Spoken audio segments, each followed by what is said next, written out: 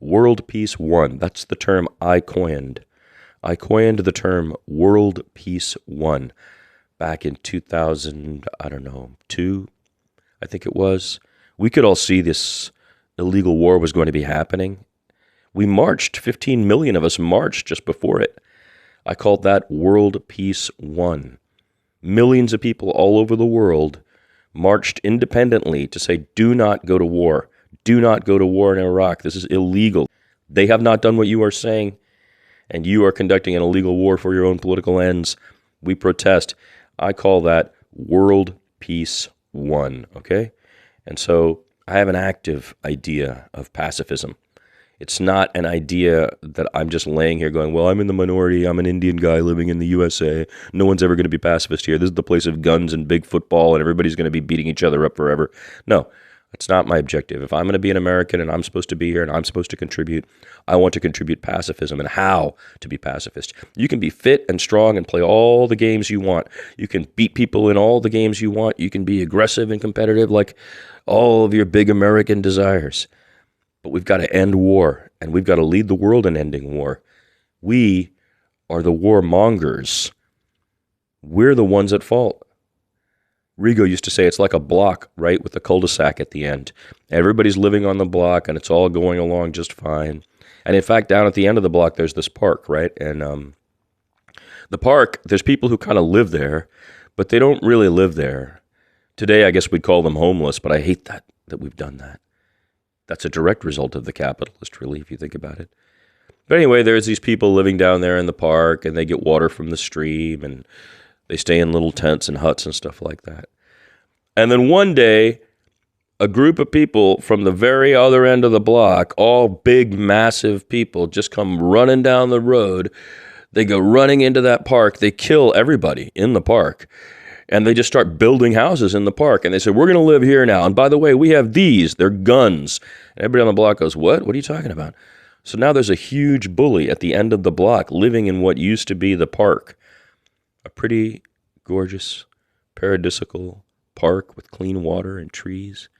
And they've paved it over and built these giant cement things. And they're selling stuff out of these shops that they make at the corner of everything. Plastic stuff. And they're going around with guns into every other house on the block. And they're saying, hey, you need guns, man. You got to have guns. What do you mean? Look at your neighbor over there. He doesn't like you. And they're selling guns. They're making more guns and bombs and selling more guns and bombs to everybody else on the block. And now everybody on the block's like, well, I don't really want to do. No, they come charging in and say, no, you have to buy this. We were going to sell you this. Nobody on the block can do what they want. Everybody on the block is afraid. The USA is the bully on the block. And we end today with a Koan. The Koan is about soldiers who go across the country and their expectations when they arrive in the houses of a simple pacifist person or pacifist people. This story comes from China, from the mu-mon, what we call the gateless gate, I guess. The soldiers all come to the monastery. They're marching across the nation, right? And they come to the monastery because they need to rest, and they've been marching a long, long way. And they bang on the monastery door. Well, they probably don't even have to do that. They come to the monastery, and the monks come out to meet them. And they say, we are marching across the country to fight the big war. The soldiers are coming from the other side of wherever, and we're going to go fight them. We need to stay here tonight. We're commandeering your monastery. The monks quietly say, yes, come in. We'll give you all rooms. We'll tell you we eat at this time. Come down and you can eat. So they get them all situated into barracks of a sorts. The men are all set up, and then the officers say, all right, we'll go down. You men will follow. They give the order of command. And the commanding officers go down to the where the monks eat. And they start to get in line with others to see what's going on there. And there's a very simple gruel, like the one I had in Thailand recently at that very inexpensive hotel where I stayed.